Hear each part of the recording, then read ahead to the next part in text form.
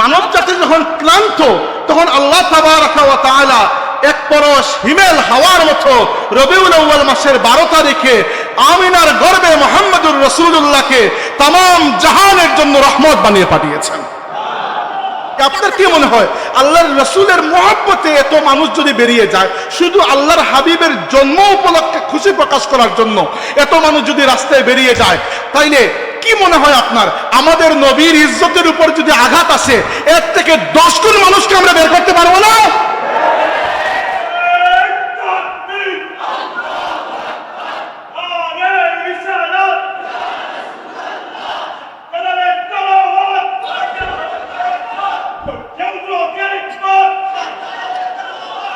বিষয়টি বললাম এই জন্য যে বাংলাদেশের কিছু কিছু মানুষের কানে কথাগুলো যাওয়া দরকার। ওনারা মনে করেন যে এই দেশের 90 ভাগ মুসলমান মনে হয় 90টি ভাগে ভাগ হয়ে বসে আছে। যদি হয়েও যাই আমরা, এরপরেও আমাদের নবী সাল্লাল্লাহু আলাইহি ওয়াসাল্লামের ইজ্জত আজমত ওইটি রেড লাইনের অপোজিটে। এর আগ পর্যন্ত আমাদের সাথে আপনাদের দ্বন্দ্ব যুদ্ধ ডিবেট মুনাজারা চলবে, সমস্যা নাই, কিন্তু একটা রেড লাইন আছে, এই লাইন কাউকে আমরা ক্রস করতে দেব না। সেটি হচ্ছে আমাদের নবী সাল্লাল্লাহু আলাইহি ওয়াসাল্লামের ইজ্জত আজমত। হাজিরিন, আল্লাহর হাবিব দুনিয়াতে এসে যখন লা ইলাহা ইল্লাল্লাহ বলেছেন, তখনকার লা ইলাহা ইল্লাল্লাহর পাওয়ার যে কত ছিল, আর তখন বলাও যে কত কঠিন ছিল। আমরা জানি বিলাল রাদিয়াল্লাহু আনহু জুলুম নির্যাতনের শিকার হয়েছেন, কি পরিমাণ জুলুমের শিকার হয়েছেন, ওইখানে গিয়ে না দেখলে আমরা বুঝতে পারবো না। এই অবস্থায় মানুষের সামনে নত হয়ে পূজা করা, মানুষকে পাথরের সামনে, গাছের সামনে, অন্যান্য পশু পাখির সামনে, সূর্য উঠার সময়, সূর্য নামার সময়, এরকম প্রকৃতির বিভিন্ন সৃষ্টিগত বস্তুর সামনে মাথা নত করার থেকে আল্লাহর রাসূল মুক্ত করে আমাদেরকে আমির ফকির কালো সাদার ভেদাভেদ ভুলিয়ে এক কাপড়ে এক মহান রব্বে করিমের সামনে আমাদেরকে নিয়ে এসেছেন। বলুন, এর থেকে বড় ihsan আর কিছু হতে পারে? একবার আপনাদেরকে আমি রিকোয়েস্ট করছি, যারা বিশেষ করে ছাত্র আছেন, এখানে তরুণ আছেন, লেখাপড়া এখনো আছেন, এই রবিউল আউয়াল মাস উপলক্ষে অন্তত পক্ষে একটি বারার কিছু না পারেন, আল্লাহর রাসূলের যে কোনো একটা সিরাতের কিতাব, আল্লাহর নবীর যে কোনো একটা জীবনী, ছোট থেকে ছোট হলেও হবে, এই রবিউল আউয়ালের মধ্যে চেষ্টা করুন একবার পড়ে দিতে। জীবন পাল্টে যাবে। আল্লাহর রাসূলের জীবনী শুধু আল্লাহর রাসূলের জীবনী নয়, এটা ইসলামেরও জীবনী। আল্লাহর নবী যত বেড়ে উঠেছেন, ইসলামও তত বেড়ে উঠেছে। আল্লাহ কুরআনকে লিখে দুনিয়াতে পাঠিয়ে দেন নাই আলা কলবিকা লিতাকুনা মিনাল মুনজিরিন। হে রাসূল, আমি কুরআনকে আপনার কলবে নাজিল করেছি যেন এই কুরআনের মাধ্যমে আপনি দুনিয়াকে খবরদার করতে পারেন। তাই কুরআন, আল্লাহর রাসূলের সিরাত, এগুলো ওতপ্রোতভাবে জড়িত। কয়েকদিন আগে তালামিজি ইসলামিয়ার মাধ্যমেও একটা পোস্টার, একটা লিফলেট বের করা হয়েছিল, আল্লাহর রাসূলের বিদায় হজের খুতবা। পুরো খুতবা এক জায়গায় আরবিতে পাবেন না, কারণ ধরেন 1,20,000 24,000-এর মতো সাহাবী ছিলেন। কেউ একটা লাইন শুনেছেন, 2 লাইন শুনেন নাই, কেউ আরো 3 লাইন শুনেছেন, 4 লাইন শুনেন নাই। সবারটা জমিয়ে উলামায়ে কেরাম, যখন ডক্টর তাহিরুল কাদরি সম্ভবত পিএইচডিও করেছেন এই টপিকের উপরে, বা ওনার ছেলে সম্ভবত, আমি ভুলে গেছি, এইগুলোর উপর বইও পাবেন। আর একেবারে সংক্ষিপ্ত হলে তালামিজি ইসলামিয়ার গত বছরের মনে হয় বিদায়, হয়তো রমজান মাসে বা কোনো একটা সময়, আমি ভুলে গেছি, এক্স্যাক্টলি মনে নাই আমার, তো বিদায় হজের খুতবাটা লিফলেট আকারে বের হয়েছিল। আর কিছু নয়, ওখানে 10-12টা পয়েন্ট আকারে তারা খুব সুন্দর করে আল্লাহর রাসূলের বিদায় হজের খুতবার মূল পয়েন্টগুলো তুলে ধরেছিল। আল্লাহকে সাক্ষী রেখে বলছি, আল্লাহর রাসূলের বিদায় হজের খুতবার যে শিক্ষা, ওই শিক্ষা যদি আমি নিয়ে নেই, আজকের আমি আর আগামীকালকের আমির মধ্যে এত পার্থক্য দেখা যাবে, মনে হবে মুহাম্মদী নূরে আমি আলোকিত হয়ে গেছি। أعوذ بالله من الشيطان الرجيم بسم الله الرحمن الرحيم لقد جاءكم رسول من أنفسكم عزيز عليه ما عنتم حريص عليكم بالمؤمنين رؤوف رحيم.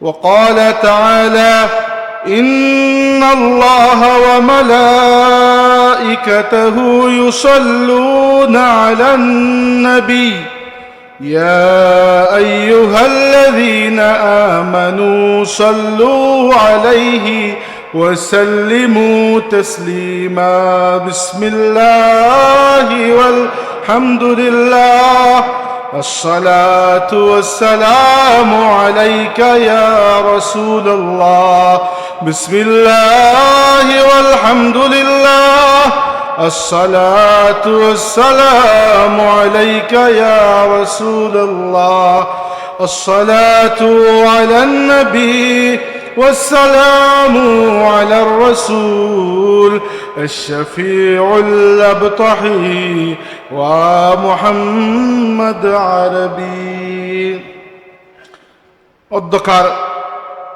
পবিত্র মিলাদুন নবী সাল্লাল্লাহু তাআলা আলাইহি ওয়া আলিহি ওয়াসাল্লাম উপলক্ষে আয়োজিত বাংলাদেশ আঞ্জুমানে তালামিজে ইসলামিয়ার মুবারক র্যালি এবং তৎপরবর্তী ঐতিহ্যবাহী বিদ্যাপীঠ হযরত শাহজালাল দারুস সুন্নাহ ইয়াকুবিয়া কামিল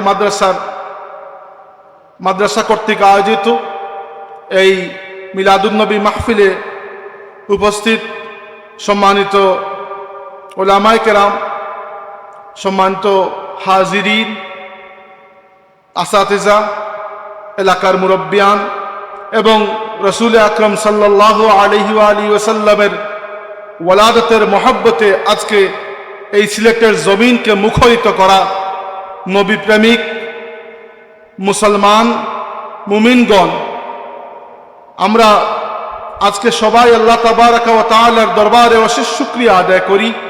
আল্লাহ পাক আমাদেরকে এই পবিত্র মাসে আল্লাহর হাবিব সাল্লাল্লাহু আলাইহি ওয়াসাল্লামের ওয়ালাদতের শুকরিয়ার আদায়ের মাহফিলে একত্রিত হওয়ার তৌফিক দিয়েছেন, আলহামদুলিল্লাহ। আপনাদের অনেকেরই বয়স আমার থেকে বেশি হবে, আপনাদের সামনে এরকম চেয়ারে বসে আছি, এটি দেখতে কিছুটা খারাপ লাগছে, কিন্তু যেহেতু কতক্ষণ কথা বলতে হবে এজন্য আমি প্রথম থেকেই বসে গেলাম। প্রথমে দাঁড়িয়ে তারপর আবার যদি পরে ক্লান্ত লাগে আবার বসতে হবে, এই জন্য প্রথম থেকেই বসে গিয়েছি। যাই হোক, সম্মানিত হাজিরিন, আজকে আমরা অনেক আলোচনা শুনেছি। আমাদের মধ্যে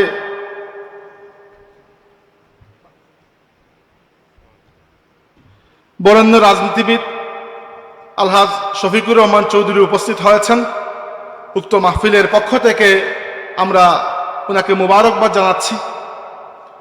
সম্মানিত হাজিরিন, আমাকে বলা হয়েছে যে উম্মতের উপর রসুল আকরাম সাল্লাল্লাহু আলাইহি ওয়াসাল্লামের যে ইহসান, অর্থাৎ আল্লাহর হাবিব তার উম্মতের উপর যে মেহেরবানি করে গেছেন, এখনো করছেন, এবং কিয়ামতের দিন আল্লাহর হাবিব তার উম্মতের উপর যে ইহসান, যে মেহেরবানি করবেন, তার বর্ণনা আপনাদের সামনে তুলে ধরব।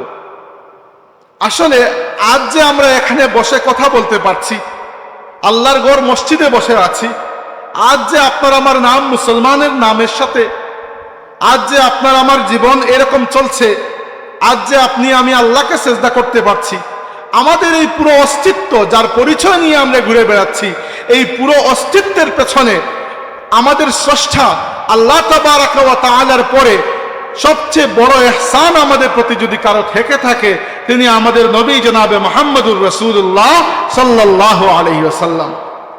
আল্লাহর হাবিব সাল্লাল্লাহু আলাইহি ওয়াসাল্লাম উম্মতের প্রতি যে ইহসান করে গেছেন এবং যে ইহসান কিয়ামতের ময়দানে করবেন বলে আমাদেরকে সংবাদ দিয়ে গেছেন, এরপরে উম্মতে মুহাম্মদী হিসাবে এগুলো জানার পরে অন্ততপক্ষে আমি তো কখনো জীবনে হতাশায় ভুগব না। হতাশায় সেই মানুষ ভুগে যার সামনে কোনো কিছু পাওয়ার আশা নেই, যার জীবন অন্ধকার এবং পরবর্তীতে কি করবে কোনো কিছু ঠিকানা নেই। কিন্তু আমরা জানি আমাদের একটা ঠিকানা আছে। এই পৃথিবীতে চলার পথে দু চারবার আমরা যদি ধাক্কা খেয়েও যাই, আমাদের আলটিমেট ঠিকানা কিয়ামতের ময়দানে আমরা যখন গিয়ে দাঁড়াবো, আমরা দেখতে পাবো হাউজে কাউসারের পাশে আমাদের নবী আমাদের জন্য পেয়ালা হাতে অপেক্ষা করছেন। আনাস ইবনে মালিক রাদিয়াল্লাহু আনহু, জামিউত তিরমিজি কিতাবের রিওয়ায়াত, আনাস ইবনে মালিক আল্লাহর হাবিবের খাদিম ছিলেন 10 বছর। একবার কি মনে হলো, জিজ্ঞেস করলেন, ইয়া রাসূলুল্লাহ, আমার বড় ইচ্ছা আপনাকে এটা বলবো, যে কিয়ামতের দিন আপনি যেন আমার জন্য আল্লাহর কাছে সুপারিশ করেন। আল্লাহ নবী বলেন, আনা ফাইলুন যালিক, আমি তোমার জন্য শাফাআত করব, গ্যারান্টি দিয়ে দিলাম, তোমাকে বলে দিলাম তোমার জন্য শাফাআত করব। তো তিনি বাচ্চা মানুষ ছিলেন, তার বয়স আল্লাহর নবীর খিদমতে যখন এসেছেন মাত্র 9 বছর, আল্লাহর রসুলের খিদমতে 10 বছর ছিলেন, তার বয়স যখন 19 বছর, তখন আল্লাহর নবী দুনিয়া থেকে বিদায় নিয়েছেন। তো বুঝতেই পারছেন কিশোর বয়সী একজন বাচ্চা। তিনি বললেন, শাফাআতের বিষয়টা আপনি করবেন নিশ্চিত হয়ে গেলাম, কিন্তু এত বড় ময়দানে এত মানুষের মধ্যে আমি আপনাকে খুঁজে পাবো কোন জায়গায়? আল্লাহর রসুল সাল্লাল্লাহু আলাইহি সাল্লাম বললেন, তুমি আমাকে মিজানের পাশে খুঁজে পাবে, যেখানে আমার উম্মতের নেকি পরিমাপ করা হবে, আমি সেখানে দাঁড়িয়ে থাকব। আনাস ইবনে মালিক রাদিয়াল্লাহু আনহুর মনের মধ্যে একটু প্রশ্ন রয়ে গেল, ইয়া রাসূলুল্লাহ, যদি মিজানের পাশে না পাই আপনাকে, তাহলে কোন জায়গায় খুঁজব? আল্লাহর নবী বললেন, যদি মিজানের পাশে না পাও, তাই আমাকে তুমি নিশ্চিতভাবে হাউজে কাউসারের পাশে খুঁজে পাবে। তিনি বললেন, ইয়া রাসূলুল্লাহ, হাউজে কাউসারের পাশেও যদি আপনাকে না পাই, তাহলে কোন জায়গায় খুঁজব? আল্লাহর হাবিব সাল্লাল্লাহু আলাইহি ওয়াসাল্লাম বললেন, আনাস, যদি মিজানের পাশেও খুঁজে না পাও, হাউজে কাউসারের পাশেও খুঁজে না পাও, তাহলে তুমি আমাকে সিরাত, যাকে বাংলায় আমরা পুলসিরাত নামে চিনি, তুমি আমাকে সিরাতের পাশে খুঁজে পাবে।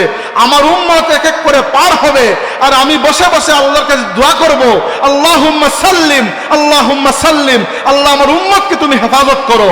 আনাস ইবনে মালিক আর কোনো প্রশ্ন করলেন না, আল্লাহর নবী প্রশ্ন করতে দিলেনও না, নিজের থেকে বলে দিলেন, আনাস, নিশ্চিত থাকো, কিয়ামতের দিন মিজান অথবা হাউজে কাউসার অথবা সিরাত, এই 3 জায়গায় আমাকে খুঁজবে। আমি আমার উম্মতকে একা ফেলে এই 3 জায়গা থেকে কখনো নড়ব না। এই তো জানি আমরা এই ইহসান আমাদের উপর হবে, কিন্তু যদি আলোচনা একটু প্রথম থেকে নিয়ে আসি, তাহলে দেখুন, মুসলিম জাতি হিসাবে আমাদের আজকের এই অস্তিত্ব, এই পরিচয়, এর পেছনে অনেকেরই অবদান। আমাদের বাবা ইব্রাহিম আলাইহিস সালাম এই মিল্লাতের পিতা, উনার সুন্নত আল্লাহর নবী গ্রহণ করেছেন। রাসূল আকরাম সাল্লাল্লাহু আলাইহি সাল্লাম এমন সময় দুনিয়াতে এসেছেন যখন পৃথিবীতে অন্যান্য ধর্মগুলো অলরেডি চলে এসেছে। ইসলাম দুনিয়ার মধ্যে সবচেয়ে নতুন। এর আগে ইহুদি ধর্ম বলেন, খ্রিস্টান ধর্ম বলেন, হিন্দু ধর্ম বলেন, বৌদ্ধ ধর্ম বলেন, পৃথিবীর মেজর বড় বড় যে কয়েকটি ধর্মের অনুসারীরা আছেন, এই ধর্মগুলো কিন্তু ইসলামের আগের। অর্থাৎ কখনো আল্লাহ তাবারাকা ওয়া তাআলা নবীদের মাধ্যমে হিদায়াত দিয়েছেন, কখনো মানুষ চিন্তা করে কোনো কিছু বের করেছে, যা বের করার মৌলিকভাবে আমাদের নবী দুনিয়াতে আসার আগেই হয়ে গেছে। এরপরে পৃথিবীর বড় বড় চিন্তাবিদ যারা, যাদের নামে আমরা এখনো ফিলসফি আওড়াই, সেই বড় বড় Greek philosopher Plato, Aristotle, Socrates, এরা সব আমাদের নবীর আগের। এরা এমনকি ঈসা আলাইহিস সালামেরও আগের। দুনিয়ার বড় বড় বিজেতা যারা বিশ্ব বিজয় করেছেন, আলেকজান্ডার দি গ্রেট, আরো কি কি, এরা সব আমাদের নবীর আগের। অর্থাৎ দুনিয়াতে মানুষ যা করবার অলরেডি করে ফেলেছে, সব কিছু করে ধাক্কা ধুক্কা খেয়ে মানব জাতি যখন ক্লান্ত, তখন আল্লাহ তাবারাকা ওয়া তাআলা এক পরশ হিমেল হাওয়ার মতো রবিউল আউয়াল মাসের 12 তারিখে আমিনার গর্ভে মুহাম্মদুর রাসূলুল্লাহকে तमाम জাহানের জন্য রহমত বানিয়ে পাঠিয়েছেন। চিপা দিয়ে একটা কথা বলে যায়, আপনারা জিজ্ঞেস করবেন 12 রবিউল আউয়ালের তারিখের ব্যাপারে, অনেকে প্রশ্ন করেন। এই জন্য আগে রবিউল আউয়ালের আলোচনায় গেলে প্রথমেই এইগুলো নিয়ে কথা বলা লাগতো, মিলাদ নবী, সুন্নত না বিদআত না, এইসব। এখন আর লাগে না, কারণ সবাই করেন, নাম একটু ভিন্ন ভিন্ন বাড়ছে, করেন সবাই। না, এটা আমি দুষ্টমি করে বলছি না, আমাদের খুশি সবাই করেন। নামের একটু পার্থক্য, কেউ অন্য কোনো নামে করেন। আমি কাউকে টিটকারি দিয়ে কথা বলার জন্য বলছি না, আমাদের তো খুশি, আমরা তো এইগুলোর পায়োনিয়র। ফুলতলি সাহেব রহমতুল্লাহি আলাইহি সেই সমস্ত মানুষের মধ্যে একজন, যারা মিলাদুন নবী তথা এই বাংলার জমিনে আল্লাহর হাবিবের আজমত ও মহব্বতের আন্দোলনে অগ্রগামী ভূমিকা পালন করেছেন। তো আমাদের তো খুশির বিষয়। আস্তে আস্তে দেখেছি সিরাতুন নবী উপলক্ষে র্যালিও হচ্ছে, আরো ইত্যাদি ইত্যাদি। তো ঠিক আছে, আমরা তো অনেক আগ থেকেই করছি, ওনারা নামের পার্থক্য দিয়ে বাকি সব কিছুই করছেন, আলহামদুলিল্লাহ।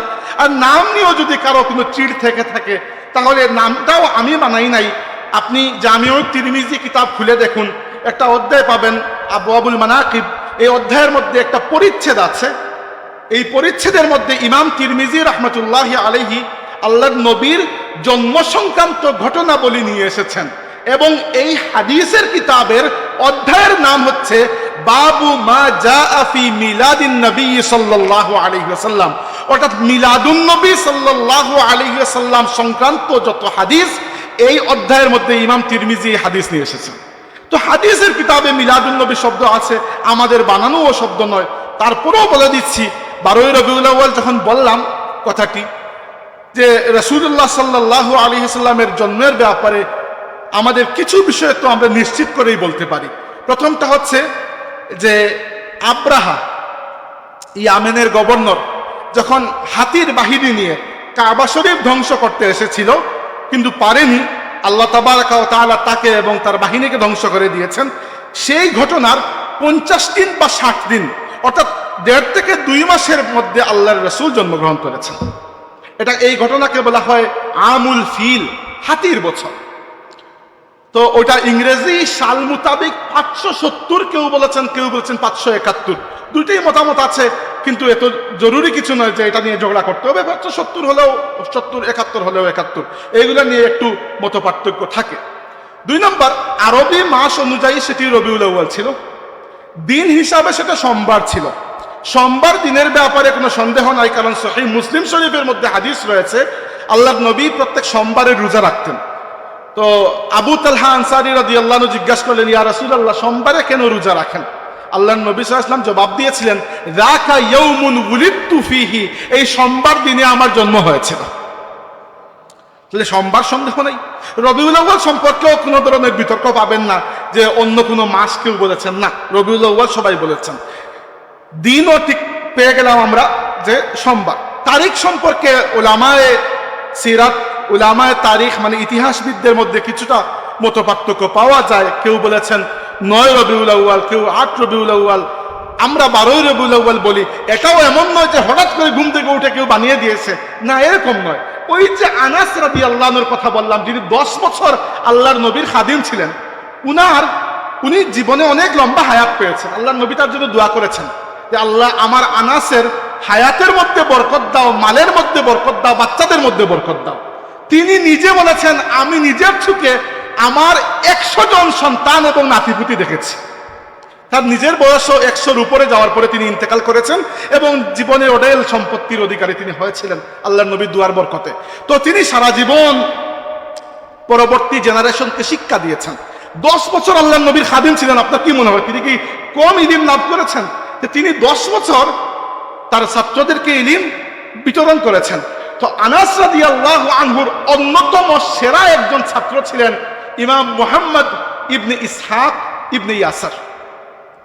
ইমাম মুহাম্মদ ইবনে ইসহাক সেই ব্যক্তি যিনি আল্লাহর রাসূলের সর্বপ্রথম জীবনী লিখেছিলেন। বিষয়টা খেয়াল করুন, বিষয়টা কতটুকু অথেন্টিক, যে আনাস রাদিয়াল্লাহু আনহু আল্লাহর নবীর খাদিম ছিলেন 10 বছর, তার সরাসরি ছাত্র হচ্ছেন ইমাম মুহাম্মদ ইবনে ইসহাক। ইমাম মুহাম্মদ ইবনে ইসহাক সেই ব্যক্তি যিনি প্রথমবার আমাদের নবীর জীবনী গ্রন্থ লিখেছিলেন। ওই কিতাবের নাম ছিল সিরাতে ইবনে ইসহাক। আমরা সিরাতে ইবনে ইসহাক নামে চিনি।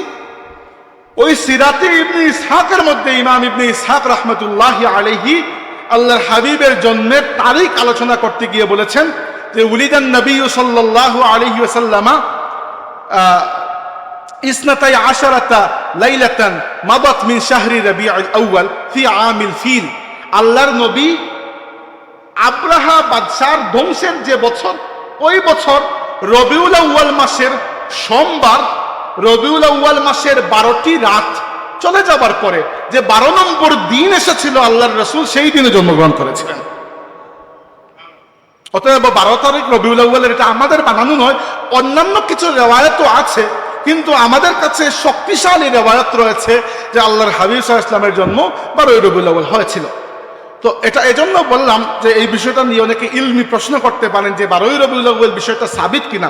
জি, এটা সিরাতের কিতাবেও আছে, আর হাদিসের কিতাবে যদি আপনি খুঁজতে চান তাহলে প্রায় 32 থেকে 3300 হাদিস নিয়ে আল্লাহর হাবিবের মুজিজার উপর একটি কিতাব রয়েছে, ইমাম বাইহাকি রাহমাতুল্লাহি আলাইহি সংকলিত হাদিসের কিতাব, নাম হচ্ছে দালাইলুন নুবুওয়া, নাম শুনছেন, উলামায়ে কেরাম জানেন।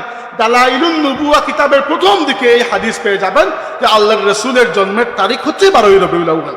আপনারা খুঁজে দেখতে পারেন যাদের পড়ার অভ্যাস আছে। তো যাই হোক, যদি বলছিলাম উম্মতের প্রতি আল্লাহর হাবিবের ইহসানের কথা, তো উম্মতের প্রতি আল্লাহর হাবিবের ইহসানের কথা বলতে গেলে প্রথমেই আমার মনে হয় একটি হাদিসের কথা। আল্লাহর নবী সাল্লাল্লাহু আলাইহি ওয়াসাল্লামের স্ত্রী আমাদের মা আয়েশা সিদ্দিকা রাদিয়াল্লাহু আনহা একবার তার মনের মধ্যে খুব একটা আফসোস, একটা আগ্রহ আসলো। বললেন, ইয়া রাসূলুল্লাহ, আপনি আমার জন্য খাস করে একটা দোয়া করুন। আল্লাহর নবী সাল্লাল্লাহু আলাইহি ওয়াসাল্লামের প্রিয়তমা স্ত্রী আয়েশা, আল্লাহর নবী এত মোহব্বতের আবদার তো ফিরাতে পারেন না, প্রশ্নই ওঠে না। আল্লাহর নবী সাল্লাল্লাহু আলাইহি ওয়াসাল্লাম আয়েশা রাদিয়াল্লাহু আনহার জন্য দোয়া করলেন। কি দোয়া করলেন? দোয়া করলেন, আল্লাহুম্মা গফির লি আয়েশাতা মা তাকাদ্দামা মিন যামবিহা ওয়া মা তাআখারা ওয়া মা আসরাত ওয়া মা আ'লানাত আও কামা ক্বালা। হে আল্লাহ, আয়েশার জীবনের তামাম গুনাহকে তুমি মাফ করে দাও। আয়েশা যত বড় গুনাহ করেছেন, যত ছোট গুনাহ করেছেন, আগের যত গুনাহ, পেছনে যদি কিছু করার সম্ভাবনা থাকে সেটাও, তিনি লুকিয়ে যা গুনাহ করেছেন এবং প্রকাশ্যে যা গুনাহ করেছেন, আয়েশার জীবনের তামাম গুনাহকে তুমি মাফ করে দাও। আয়েশা সিদ্দিকা রাদিয়াল্লাহু আনহা বড় জবরদস্ত খুশি হলেন। আল্লাহর রাসূল তার জন্য এত বড় দোয়া করেছেন, তিনি খুশিতে নিজেকে ধরে রাখতে পারছিলেন না। তো তার খুশি দেখে আল্লাহর নবী খুব খুশি হলেন। জিজ্ঞেস করলেন, আয়েশা, আমার দোয়াটি কি তুমি খুব পছন্দ করেছো? তিনি বলে, ইয়া রাসূলুল্লাহ ওয়া মা আলী, কিছু না পছন্দ করবো না, আল্লাহর রাসূল আমার জন্য এত বড় দোয়া করেছেন যে আমার জীবনের আগের পিছনের যেন সমস্ত গুনাহ মাফ হয়ে যায়, আমি কেন খুশি হব না? আল্লাহর রাসূল বললেন, আয়েশা, হাযা দুআই লি উম্মতি ফি কুল্লি সালাতিন। আয়েশা, জেনে রাখো, যে দোয়াতে আমার কাছ থেকে তুমি এত খুশি হয়েছো, আমি 5 ওয়াক্ত নামাজের মধ্যে আমার উম্মতের জন্য প্রত্যেক দিন 5 বার এই দোয়া করতে থাকি। এরপরে আল্লাহর নবীর ইহসান আমাদের প্রতি কি, সেটি তো আর বোঝানোর কোনো প্রয়োজন নেই। হ্যাঁ, যদিও আমাকে সাবজেক্ট দেওয়া হয়েছে, টাইম দেওয়া হয়েছে, কিন্তু সাবজেক্ট টাইম পরে, কিন্তু নিজের মনের সাথে একবার বোঝাপড়া করে দেখি আমরা, সৌভাগ্য আমাদের কি রকম। আমি শুনছিলাম, কে জানে কিছুক্ষণ আগে বয়ানে বলছিলেন একটা কথা, বারবার না চাইতে না চাইতে না চাইতে আল্লাহ দিয়ে দিয়েছে। আসলেই তো না চাইতে। মুহাম্মদুর রাসূলুল্লাহর উম্মত হওয়ার জন্য আপনি আমি কি এমন করে ফেলেছি? কিছুই করি নাই। আল্লাহর রূহ জগতে আমাদেরকে সিলেক্ট করে নিয়েছেন। একটা কথা আমার উস্তাদ বলেছিলেন যে আমাদের নবীর সবচেয়ে বড় যে কয়েকটা উপাধি, অনেকগুলোই তো আছে, সবচেয়ে বড় যে কয়েকটা, এর মধ্যে 2টা হচ্ছে আল মুস্তাফা, আল মুজতাবা। মুস্তাফা অর্থ হচ্ছে ইংরেজিতে যদি আমি বলি চুজেন, যাকে চয়েস করে নেওয়া হয়েছে, চুজেন। আর মুজতাবা অর্থ হচ্ছে সিলেক্টেড, যাকে নির্বাচন করা হয়েছে। নির্বাচন করা হয় কোনো একটা কাজ করানোর জন্য, আর পছন্দ করা হয় কারো মধ্য থেকে একজনকে। যাই হোক, আমাদের নবীর 2টাই উপাধি আছে, আল মুস্তাফা এবং আল মুজতাবা। কিন্তু আমরা যেন এটা ভুলে না যাই যে না চাইতে আমাদের রব তাবারাকা ওয়া তাআলা যিনি মুহাম্মদুর রাসূলুল্লাহকে মুস্তাফা বানিয়েছেন, মুজতাবা বানিয়েছেন, না চাইতেই আল্লাহ তার উম্মতকেও মুস্তাফা এবং মুজতাবা বানিয়ে দিয়েছেন। কুরআন শরীফে আল্লাহ বলেছেন, হুয়াজতাবাকুম, আল্লাহ তোমাদেরকে নির্বাচন করে নিয়েছেন। হুয়াজতাবাকুম, ইজতিবা থেকে মুজতাবা এসেছে। আল্লাহ মিল্লাতে ইব্রাহিমের মধ্য থেকে মুহাম্মদুর রাসূলুল্লাহর উম্মতকে আল্লাহ তাবারাকা ওয়া তাআলা তার প্রিয় বান্দা হিসাবে নির্বাচন করে নিয়েছেন। আর মুস্তাফা দলিল কি? কুরআন শরীফে আল্লাহ বলেছেন, সুম্মা আওরাসনাল কিতাবাল্লাযীনা ইসতাফাইনা মিন ইবাদিনা, নবীর পরে কুরআনের ওয়ারিস আমি বানিয়েছি আমার বান্দাদের মধ্য থেকে পছন্দনীয় বান্দাদেরকে, যারা দুনিয়াতে কুরআনের খিদমত আঞ্জাম দেয়, তারা আল্লাহর तमाम বান্দাদের মধ্য থেকে সবচেয়ে পছন্দনীয় বান্দা। তো আপনি কি আজ পর্যন্ত জানতেন? আপনি তো জানতেন আপনার নবী মুস্তাফা, কিন্তু আপনি এটা জানতেন না যে আপনিও মুস্তাফা। আপনি জানতেন আপনার নবী মুস্তাফা, এটি জানতেন না যে আপনিও মুস্তাফা। আল্লাহ তাবারাকা ওয়া তাআলা না চাইতেই কত বড় নিয়ামত দিয়ে দিলেন যে আমার নবী মুস্তাফা, আমিও মুস্তাফা, আমার নবী মুজতাবা, আমিও মুজতাবা। হ্যাঁ, নবীর শান কোথায়, আমরা কোথায়, সেটা তো আপনারা বুঝতেই পারেন। ভেঙে বলার কিছু নাই, কিন্তু কুরআনুল কারীমে একই উপাধি দিয়ে আমাদের রব আমাদেরকেও আহ্বান করেছেন। সম্মানিত হাজিরিন, আল্লাহর হাবিবের ইহসানের কোনো সীমা নাই উম্মতের উপরে। একবার আল্লাহর রাসূল সাল্লাল্লাহু আলাইহি ওয়াসাল্লাম সাহাবীদের সামনে বসে আছেন কিংবা দাঁড়িয়ে আছেন, এমন সময় মনে হলো কি জানি কুরআন শরীফের আয়াত তিলাওয়াত করলেন। কুরআন শরীফের সেই আয়াত, সূরা ইব্রাহিমের আয়াত, যে আয়াতে নবী ইব্রাহিম আলাইহিস সালাম আল্লাহ তাবারাকা ওয়া তাআলাকে বলছেন যে রব্বি ইন্নাহুন্না আদলালনা কাসীরাম মিনান নাস ফামান তাবিআনি ফাইন্নাহু মিন্নি। আয়াতের দিকে খেয়াল করুন, আল্লাহর নবী তিলাওয়াত করছেন কুরআন শরীফের আয়াত, সেই আয়াত যে আয়াতে নবী ইব্রাহিম আলাইহিস সালাম মুসলিম জাতির পিতা, তিনি আল্লাহকে বলছেন যে আয়াত খালি ভুলে যাই, রব্বি ইন্নাহুন্না আদলালনা কাসীরাম মিনান নাস ফামান তাবিআনি ফাইন্নাহু মিন্নি। আল্লাহ, এই যাদের কাছে আমাকে তুমি পাঠিয়েছো নবী বানিয়ে, এদের মধ্যে সবাই কিন্তু আমার কথা শুনছে না। কেউ মূর্তি পূজারী, নিজে তো গুমরা হচ্ছে, মানুষকে গুমরা করছে। অতএব সবার দায়িত্ব আমি নিব না। ফামান তাবিআনি ফাইন্নাহু মিন্নি, যারা আমার কথা শুনবে এদের দায়িত্ব আমার কাছে, আর যারা শুনবে না তাদের জন্য তো তুমি বিচার করবে। অর্থাৎ ইব্রাহিম আলাইহিস সালাম আল্লাহর কাছে এই বিচার দিয়ে দিয়েছেন যে আল্লাহ, পুরো উম্মতের জিম্মাদারি আমি নিচ্ছি না, যারা আমার কথা শুনছে খালাস এদের পক্ষ থেকে আমি সুপারিশ করব, যা করার করি, কিন্তু যারা আমার কথা শুনছে না যদি আমার উম্মতের মধ্যে হয় এদের দায়িত্ব আমি নিতে পারবো না। আল্লাহ নবী তিলাওয়াত করলেন, আয়াত শেষ করলেন, এরপরে আরেক আয়াত তিলাওয়াত করলেন। সাহাবীরা শুনছেন, প্রথমে বুঝতে পারছেন না যে কি জন্য আল্লাহ নবী এগুলো তিলাওয়াত করছেন, পরে আল্লাহ নবী বলবেন। তো 2 নম্বর কি আয়াত তিলাওয়াত করলেন? 2 নম্বর সূরা মাইদার আয়াত, যে আয়াতে নবী ঈসা আলাইহিস সালাম, আল মাসিহ ঈসা আলাইহিস সালাম আল্লাহকে বলছেন যে ইন তুআযিবহুম ফাইন্নাহুম ইবাদুক ওয়া ইন তাগফির লাহুম ফাইন্নাকা আনতাল আজিজুল হাকীম।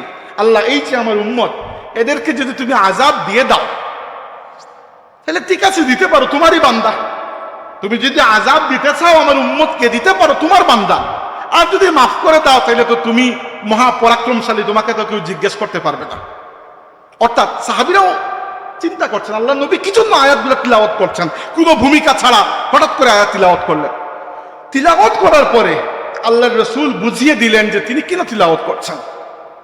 আল্লাহর নবী হাত দুটি আকাশের দিকে উঠিয়ে দিলেন এবং দোয়া করতে শুরু করলেন, আল্লাহুম্মা উম্মতি উম্মতি ইয়া রব্বি উম্মতি উম্মতি। আল্লাহ, আমার উম্মতের কি হবে, আমার উম্মতের কি হবে। সাহাবায়ে কেরাম বুঝতে পারলেন আল্লাহর নবী আসলে কোন দিকে চিন্তা করছেন। আল্লাহ তাবারাকা ওয়া তাআলাও দৃশ্যটা দেখছেন। আল্লাহ তড়িৎ জিবরাইল আলাইহিস সালামকে পাঠিয়ে দিলেন। জিবরাইল এসে জিজ্ঞেস করলেন, ইয়া রাসূলুল্লাহ, কি হয়েছে আপনার, এত পেরেশান হয়ে আপনি উম্মতের জন্য কি জন্য দোয়া করছেন? আল্লাহ নবী সাল্লাল্লাহু আলাইহি ওয়াসাল্লাম বললেন, হে জিবরাইল, আমি আমার উম্মতের জন্য কিয়ামতের দিনের কথা চিন্তা করে বড় পেরেশান হয়ে যাচ্ছে। জিবরাইল আলাইহিস সালাম ফিরে গেলেন, আল্লাহকে গিয়ে বললেন, যদিও আল্লাহ সবকিছু জানেন, কিন্তু এটা আল্লাহ তাবারাকা ওয়া তাআলার নিয়ম যে তিনি ফেরেশতা পাঠিয়ে কমিউনিকেট করেন। তো জিবরিল ফেরেশতা আল্লাহর কাছে গিয়ে বললেন, রব্বুল আলামিন, আপনার হাবিব তার উম্মতের কথা, কিয়ামতের দিন তার উম্মতের কি হবে সেটা চিন্তা করে কাঁদছেন। আল্লাহ রাব্বুল আলামিনের রহমতের মধ্যে জুস আসলো।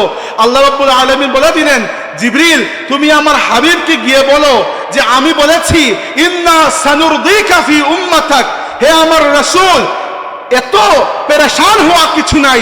ইন্না সানুরদিকা ফি উম্মাতিকা, কিয়ামতের দিন আপনার উম্মতের সাথে আমি আল্লাহ এমন মুআমালা করব, যে এমন মুআমালা করব যে আপনি খুশি হয়ে যাবেন।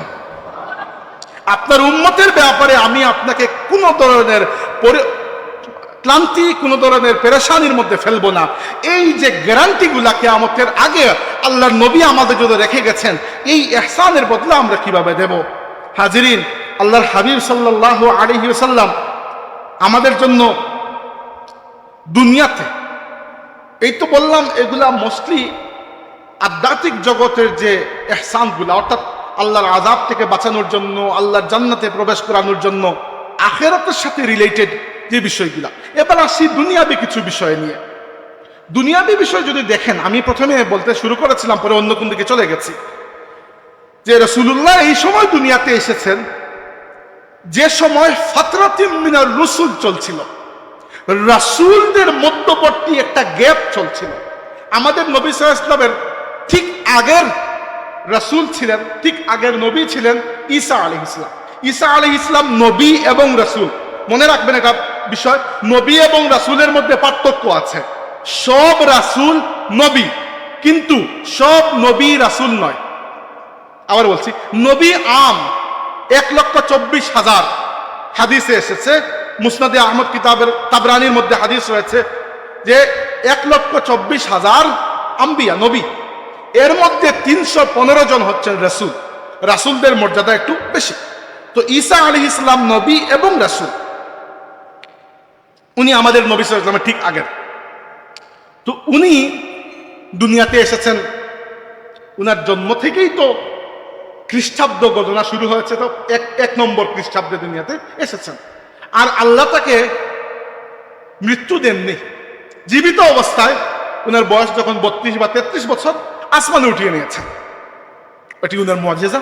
এবং কিয়ামতের দিন, কিয়ামতের আগে তিনি আবার দুনিয়াতে আসবেন। ঈসা আলাইহিস সালাম আবার দুনিয়াতে আসবেন। সহিহ হাদিস রয়েছে, এগুলো আমাদের আকীদার অংশ। আমরা সবাই বিশ্বাস করি, আমাদের নবী আমাদেরকে একেবারে সংবাদ ডিটেইল দিয়ে গেছেন যে কিয়ামতের দিন, কিয়ামতের আগে ঈসা ইবনে মারিয়াম আলাইহিস সালাম একজন ন্যায়পরায়ণ শাসক হিসাবে দুনিয়াতে আসবেন, দাজ্জাল এবং দাজ্জালের বাহিনীকে খতম করবেন, এবং কিয়ামতের আগে এই পৃথিবীতে আল্লাহর রাসূলের আদর্শের উপর প্রতিষ্ঠাপিত সারা দুনিয়া জুড়ে ইসলামী খিলাফত প্রতিষ্ঠা করে এর নেতৃত্ব দিয়ে যাবেন। আমাদের নবী যে মিশন নিয়ে এসেছিলেন, লিইয়ুযহিরাহু আলা দ্বীনি কুল্লিহি, ইসলামকে তাম জাহানে বিজয় করা, এটির কাজ তো উম্মত করে যাবে, কিন্তু এটির সর্বোচ্চ সফলতা গিয়ে আমরা পাবো ইমাম মাহদি এবং সাইয়্যিদনা ঈসা আলাইহিস সালাম, এই দুইজনের হাতে কিয়ামতের আগে। অতএব যারা মনে করে যে মুসলিম জাতি বসে গেছে, শুয়ে গেছে, আর দাঁড়াতে পারবে না, না, মুসলিম জাতি বসেও যায় নাই, শুয়েও যায় নাই, আমরা কাজ করে যাচ্ছি। আপনার কি মনে হয় আল্লাহর রাসূলের মহব্বতে এত মানুষ যদি বেরিয়ে যায়, শুধু আল্লাহর হাবিবের জন্ম উপলক্ষে খুশি প্রকাশ করার জন্য এত মানুষ যদি রাস্তায় বেরিয়ে যায়, তাইলে কি মনে হয় আপনার আমাদের নবীর ইজ্জতের উপর যদি আঘাত আসে, এর থেকে 10 গুণ মানুষকে আমরা বের করতে পারবো না?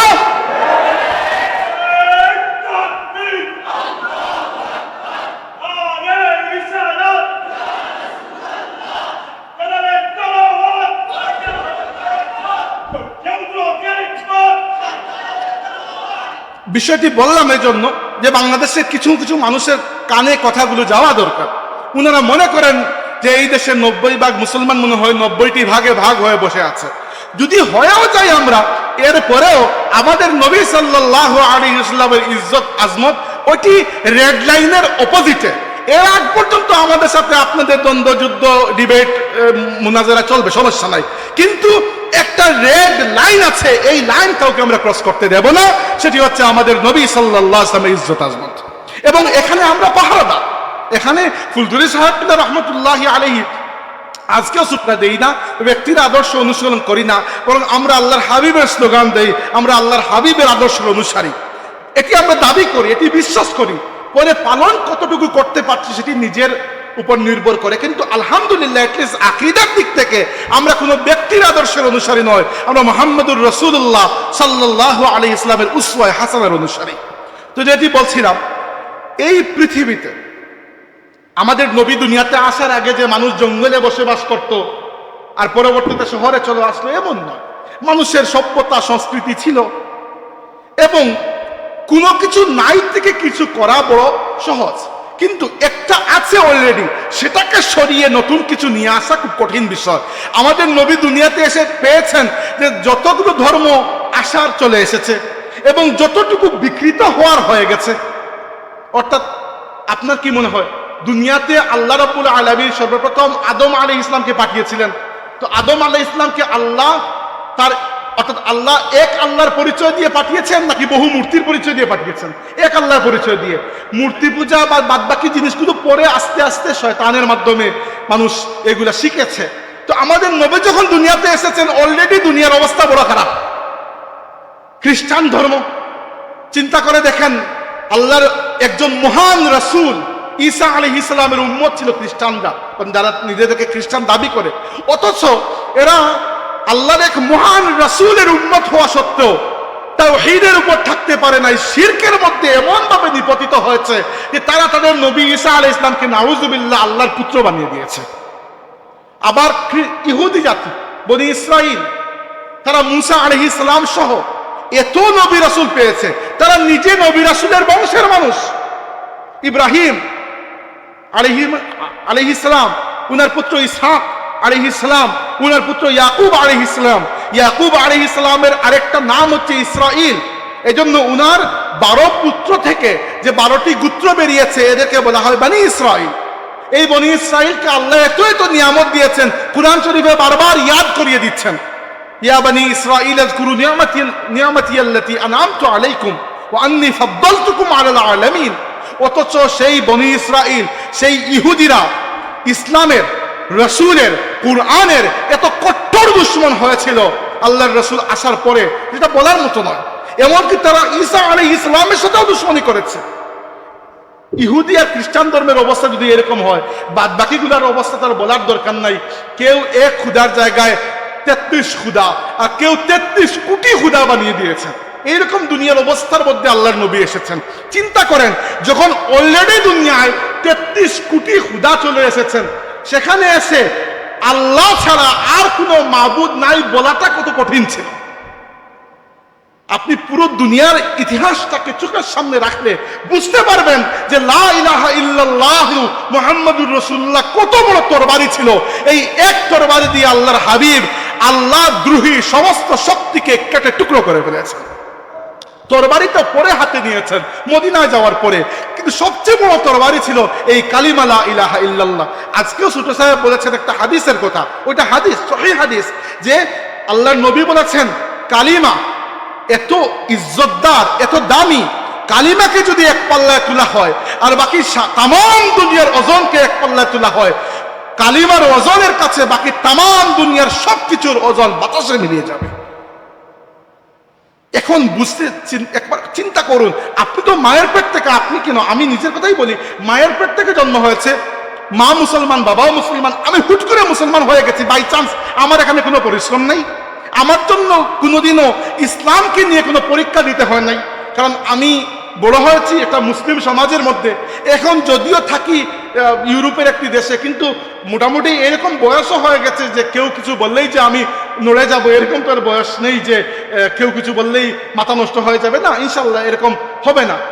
তো ইসলামকে নিয়ে আমাকে কোনো পরীক্ষা দিতে হয় নাই, পরীক্ষা দিতে হয়েছিল বুরহানুদ্দিন রহমতুল্লাহি আলাইহি। এই জন্য বুরহানুদ্দিন রহমতুল্লাহি আলাইহির কাছে কালিমার যে দাম, আমার কাছে এই দাম হওয়া সম্ভবই নয়, আমি কালিমার জন্য কোনো পরীক্ষাই তো দেই নাই। আল্লাহর হাবিব সাল্লাল্লাহু আলাইহি ওয়াসাল্লামের সাহাবায়ে কেরাম দিয়েছেন।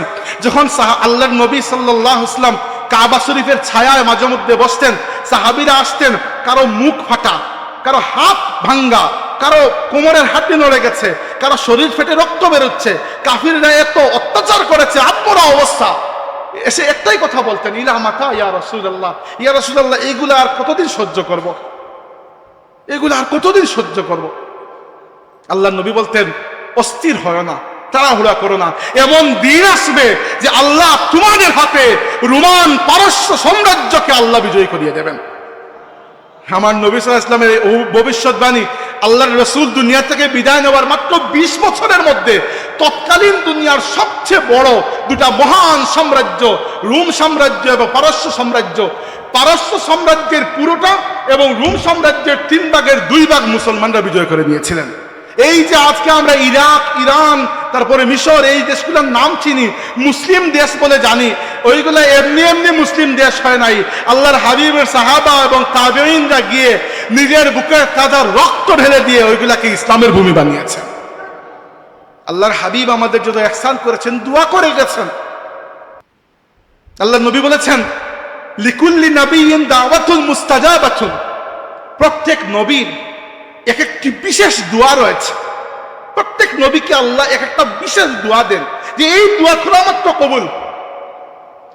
ফাদা কুল্লু নাবিয়্যিন, প্রত্যেক নবী এই দোয়াটি করে গেছেন, অর্থাৎ প্রত্যেক নবীকে আল্লাহ একটা একটা দোয়া দিয়েছেন, তিনি করে ফেলেছেন, আল্লাহ কবুল করে নিয়েছেন। তো আমাদের নবীকে আল্লাহ কি দোয়া দিয়েছেন? বা তিনি কি চেয়েছেন আল্লাহর কাছে। আমাদের নবী সাল্লাল্লাহু আলাইহি ওয়াসাল্লাম বলেছেন, ওয়া ইন্নী ইখতাবাতু দাওয়াতি শাফাআতান লিউম্মতি ইয়াউমাল কিয়ামা, আর আমি আমার দোয়াটি রিজার্ভ করে রেখে দিয়েছি, এই একটি দোয়ার বদৌলতে কিয়ামতের দিন আমি আমার তামাম উম্মতকে আল্লাহর কাছ থেকে ছড়িয়ে নেব। হাজিরিন, আল্লাহর হাবিব দুনিয়াতে এসে যখন লা ইলাহা ইল্লাল্লাহ বলেছেন, তখনকার লা ইলাহা ইল্লাল্লাহর পাওয়ার যে কত ছিল, আর তখন বলাও যে কত কঠিন ছিল। আমরা জানি বিলাল রাদিয়াল্লাহু আনহু জুলুম নির্যাতনের শিকার হয়েছেন, কি পরিমাণ জুলুমের শিকার হয়েছেন ওইখানে গিয়ে না দেখলে আমরা বুঝতে পারবো না। এই অবস্থায় মানুষের সামনে নত হয়ে পূজা করা, মানুষকে পাথরের সামনে, গাছের সামনে, অন্যান্য পশু পাখির সামনে, সূর্য উঠার সময়, সূর্য নামার সময়, এরকম প্রকৃতির বিভিন্ন সৃষ্টিগত বস্তুর সামনে মাথা নত করার থেকে আল্লাহর রাসূল মুক্ত করে আমাদেরকে আমির ফকির কালো সাদার ভেদাভেদ ভুলিয়ে এক কাপড়ে এক মহান রব্বে করিমের সামনে আমাদেরকে নিয়ে এসেছেন। বলুন, এর থেকে বড় ihsan আর কিছু হতে পারে? যিনি আল্লাহকে সেজদা দেন, মনে রাখবেন তার দুনিয়ার আর কাউকে সেজদা করার প্রয়োজন পড়ে না। আর আল্লাহকে সেজদা দিতে যার পিঠে ব্যথা করে, তিনি সবার সামনে গিয়ে একটা করে সেজদা দেন। যদি মাথা দিয়ে নাও বাঁধেন, অন্তর থেকে সেজদাটা বের হয়ে ঠিকই যায়। যে আল্লাহ ছাড়া কাউকে ভয় করে না, তাকে দুনিয়া ভয় করে। আর যিনি আল্লাহকে ভয় করেন না, তিনি সবাইকে ভয় করতেই হয়। আল্লাহ এমন ব্যবস্থা করে দেন, তিনি হাঁটতে বলতে গেলে সবাইকে ভয় করেন, যে বস কি বলবেন, স্যার কি বলবেন, ম্যাডাম কি বলবেন, এই ভয়ে জীবন পার হয়ে যায়। আল্লাহর রাসূলের সবচেয়ে বড় ihsan হচ্ছে তিনি আমাদেরকে তাওহীদের সাথে, আল্লাহর একত্ববাদের সাথে পরিচয় করিয়ে দিয়েছেন। 2 নম্বর, চিন্তা করুন আরবের সমাজের অবস্থা। আরব কেন, আমরা খালি আরব মনে করি, প্রায় সারা দুনিয়াতে তখন আইয়ামে জাহিলিয়াত চলছিল। আমরা মনে করি খালি আরবে মনে হয় আইয়ামে জাহিলিয়াত, না, প্রায় পুরো দুনিয়াতে তখন আইয়ামে জাহিলিয়াত। নারীদের অবস্থা কি ছিল পড়ে দেখুন একবার, দাসীর অবস্থা কি ছিল পড়ে দেখুন একবার। মানুষকে দাস করা হতো, এটা তো প্রথমত এক অপরাধ। এরপরে এদের সাথে কি আচরণ করা হতো পড়ে দেখুন। তৎকালীন চীনের ইতিহাস, রোমান সাম্রাজ্য, পারস্যের ইতিহাস, এইগুলা যে মানুষের অবস্থা কিরকম ছিল, আল্লাহর রাসূল এসে সেই অবস্থার পরিবর্তন করেছেন। একবার আপনাদেরকে আমি রিকোয়েস্ট করছি, যারা বিশেষ করে ছাত্র আছেন, এখানে তরুণ আছেন, লেখাপড়ায় এখনো আছেন, এই রবিউল আউয়াল মাস উপলক্ষে অন্তত পক্ষে একটি বারার কিছু না পারেন, আল্লাহর রাসূলের যে কোনো একটা সিরাতের কিতাব, আল্লাহর নবীর যে কোনো একটা জীবনী, ছোট থেকে ছোট হলেও হবে, এই রবিউল আউয়ালের মধ্যে চেষ্টা করুন একবার পড়ে দিতে। জীবন পাল্টে যাবে। আল্লাহর রাসূলের জীবনী শুধু আল্লাহর রাসূলের জীবনী নয়, এটা ইসলামেরও জীবনী। আল্লাহর নবী যত বেড়ে উঠেছেন, ইসলামও তত বেড়ে উঠেছে। আল্লাহ কুরআনকে লিখে দুনিয়াতে পাঠিয়ে দেন নাই আলা কলবিকা লিতাকুনা মিনাল মুনজিরিন।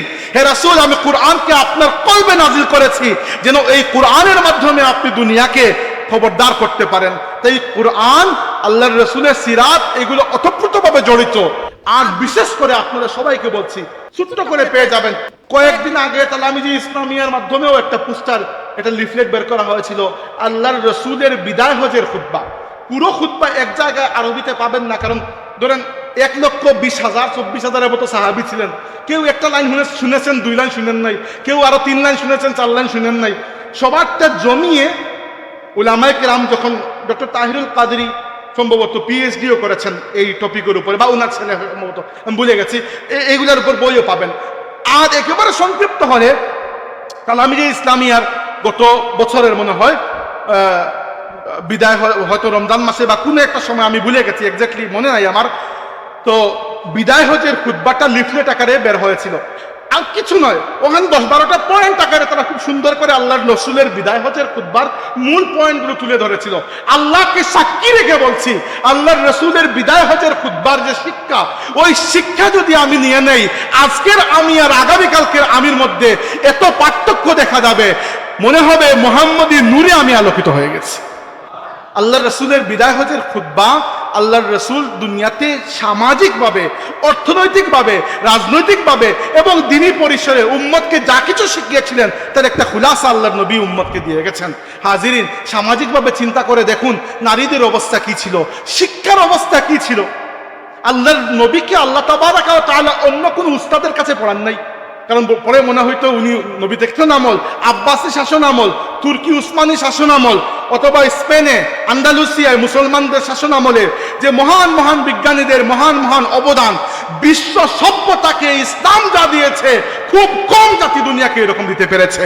এটা মুহাম্মদুর রাসূলুল্লাহর অবদান যে উনার নূরে নূরান্বিত হয়ে মুসলমানরা দুনিয়াকে নূরান্বিত করে দিয়েছে। রাজনৈতিকভাবে চিন্তা করুন, আগেকার যুগের সিস্টেম ছিল রাজা যে ধর্মের অনুসারী সমস্ত প্রজাকে সেই ধর্মের অনুসারী হতে হবে, অন্য কিছু হলে রক্ষা নাই। রোমান সাম্রাজ্য এক সময় মুশরিক ছিল, মূর্তি পূজারী। 330 খ্রিস্টাব্দে সম্ভবত, মানে নবী ঈসা আলাইহিস সালামের 300 বছর পরে রোমান সম্রাট, নাম শুনেছেন আপনারা, নাম হচ্ছে কনস্ট্যান্টাইন। ওই বেচারা কনস্ট্যান্টাইন হঠাৎ করে খ্রিস্টান হয়ে গেল, মানে মুশরিক ধর্ম পৌত্তলিক মূর্তি পূজা ত্যাগ করে খ্রিস্টান হয়ে গেল। সাথে সাথে পুরো রোমান সাম্রাজ্য খ্রিস্টান হয়ে গেল। আপনি চিন্তা করবেন তাইলে খ্রিস্টান ধর্মের মানুষজন কত তাবলীগ করেছে, দাওয়াতি কাজ করেছে, কিছুই করে নাই। কেন খ্রিস্টান হয়েছে? রাজা বাবু যেহেতু খ্রিস্টান, এখন যদি আমি খ্রিস্টান না হই তাইলে অবস্থা খারাপ হয়ে যাবে, আমার কে আর দুনিয়াতে খুঁজে পাওয়া যাবে না। দুনিয়ার অবস্থা ছিল এরকম। পারস্য সাম্রাজ্যে সব মানুষ ছিল জরস্ট্রিয়ান, অগ্নি উপাসক। কি জন্য? রাজা নিজে অগ্নি উপাসক। এই যে মত প্রকাশের স্বাধীনতা, আধুনিক যুগে আমরা এগুলো শুনি না, এরপরে ধর্মীয় স্বাধীনতা, বিভিন্ন ধর্ম পালন করার স্বাধীনতা ইত্যাদি ইত্যাদি, এইগুলা দুনিয়াকে কে দিয়েছে? রাসূল আকরাম সাল্লাল্লাহু আলাইহি ওয়াসাল্লাম যখন মদিনা তাইয়্যিবায় গিয়েছেন এবং আল্লাহ তাবারাকা ওয়া তাআলার কাছ থেকে তিনি যে ওহী প্রাপ্ত হয়েছেন, যে আদর্শ নিয়ে এসেছেন, সেই আদর্শকে বাস্তবায়নের মাধ্যমে প্রথম ইসলামী রাষ্ট্র, একটি ইসলামিক রাষ্ট্র প্রতিষ্ঠা করেছেন, ইসলামিক রাজনৈতিক সিস্টেম প্রতিষ্ঠা করেছেন। সেখানে আল্লাহর রাসূল সাল্লাল্লাহু আলাইহি ওয়াসাল্লাম নিয়ম রেখেছেন যে মুসলমান ছাড়াও অন্যান্য জাতি জিজিয়া প্রদানের মাধ্যমে নিজ নিজ ধর্ম পালন করত ইসলামী রাষ্ট্রের নাগরিক হিসাবে থাকতে পারবে। চিন্তা করুন, সহনশীলতা। আজকে আমাদেরকে সহনশীলতা শিখাতে আসে মাঝে মধ্যে পশ্চিমারা। জার্মানির যে বিশ্ববিদ্যালয়ে আমি পড়ি, ওই বিশ্ববিদ্যালয়ে আমার ইসলামিক স্টাডিজ ডিপার্টমেন্টের প্রফেসর ছিলেন ডক্টর জামাল মালিক, পাকিস্তানি। জামাল মালিকের সাথে একবার কথা হচ্ছিল কি একটা বিষয় নিয়ে, তো তিনি বলছিলেন একটা কথা যে ইউরোপিয়ানরা প্রায় আমাদেরকে বলে সভ্য হওয়ার জন্য। আজ থেকে 150 নয়, 200 নয়, 50 বছর আগে ইউরোপিয়ানরা একে অন্যের মাংস খেত। এরা এত বড় বড় জাতি ছিল। এই দ্বিতীয় বিশ্বযুদ্ধ পর্যন্ত, আপনি দ্বিতীয় বিশ্বযুদ্ধে হিটলারের কীর্তিকলাপ তো জানেন, প্রায় 60 লক্ষ ইহুদিকে নির্মমভাবে হত্যা করা হয়েছে। তো এরা আমাদেরকে সভ্যতা কি শিখাবে? এরা আমাদেরকে ধর্মীয় সহনশীলতা কি শিখাবে? মুহাম্মদুর রাসূলুল্লাহ সাল্লাল্লাহু আলাইহি ওয়াসাল্লাম এবং তার খুলাফায়ে রাশিদিন এবং পরবর্তী মুসলিম শাসকরা যে ইসলামী শাসন ব্যবস্থা কায়েম করেছিলেন, পরিচালনা করেছিলেন, প্রথমবারের মতো দুনিয়ার ইতিহাসে প্রথমবারের মতো সেখানে শুধু মুসলমানরা নয়, মুসলমানরা ছাড়াও অন্যান্য ধর্মের অনুসারীরাও নিজের ন্যায্য অধিকার, ধর্মীয় স্বাতন্ত্র্যবোধ, নিজের বাচ্চাকে নিজের ধর্ম শেখানোর অধিকার নিয়ে জিজিয়া প্রদান পূর্বক মুসলমানদের সাথে তারাও সেখানে বসবাস করতে পারত। এবার বলুন, দুনিয়াকে সভ্যতা কে শিখিয়েছে? ওরা, না দুনিয়াকে সভ্যতা শিখিয়েছে মুহাম্মদুর রাসূলুল্লাহ সাল্লাল্লাহু আলাইহি ওয়াসাল্লাম? অর্থনৈতিক দিক থেকে চিন্তা করুন, দুনিয়ার ইতিহাসে, আমি অর্থনৈতিক ছাত্র নই, কিন্তু কিছু পড়া আছে, মানে মাইনর কোর্স হিসাবে 100 মার্কের অর্থনীতি পড়া হয়েছেই, এছাড়া কিছু ইসলামী অর্থনীতি পড়ার স্বার্থে কিছু অর্থনীতি পড়া হয়েছে। বিশ্বাস করুন, আমি বরেণ্য অর্থনীতিবিদদের বরাত দিয়ে বলতে পারবো, নাম বলছি না এখন, আর ইয়াদও নেই এগুলা, যে অর্থনীতিতে সুদের চাইতে মানুষকে জুলুম করার আর কোনো বড় অস্ত্র নাই। সবচেয়ে বড় অস্ত্র হচ্ছে সুদ, এবং সুদ বিভিন্ন ধরনের হয়। আপনি মনে করবেন না খালি মহাজনী সুদ, যে আপনাকে দিলাম 10 টাকা আর ফেরত দেওয়ার সময় 11 টাকা দেবে, ওইটা তো নর্মাল সুদ। এর থেকে বড় বড় সুদী বিষয় যেগুলো আছে, কমপ্লিকেটেড বিষয়গুলো, আমি এত কিছু বুঝিও না, অর্থনীতির ছাত্র নই যেহেতু। কিন্তু সুদের চাইতে বড় মানুষকে জুলুম করার অন্য কোনো পদ্ধতি নেই।